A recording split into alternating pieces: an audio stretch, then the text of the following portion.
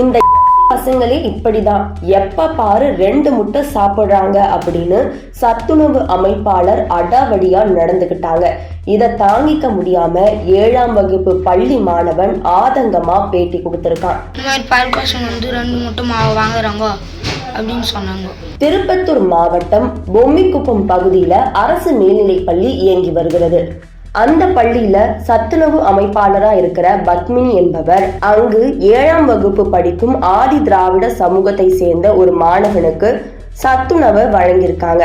அப்ப இந்த எஸ்சி பசங்களே இப்படிதான் எப்ப பாரு 2 முட்டை கேக்குறாங்க அப்படின்னு அடாவடியா பேசியிருக்காங்க. ஒரு அக்கா கேஸ்ட்ரு பத்தி இழுத்தாங்க.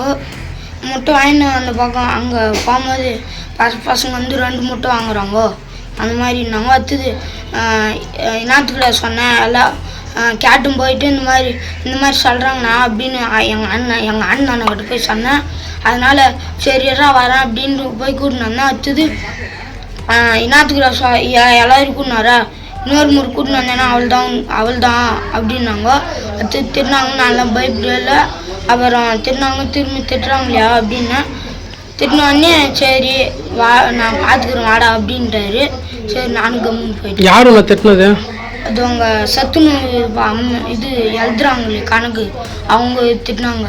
செய்தியாளர்களும் பத்மினி கிட்ட கேள்வி எழுப்பினப்ப எனக்கு அரசியல் செல்வாக்கு இருக்கு அப்படின்னு அவங்களையும் தகாத வார்த்தையில பேசியிருக்காங்க. இப்படி அரசியல் செல்வாக்க வைத்து பணி செய்யும் சத்துணவு அமைப்பாளர்கள் மீது உடனடியா நடவடிக்கை எடுக்கணும்னு சமூக ஆர்வலர்கள் வைக்கிற கோரிக்கையா இருக்கு.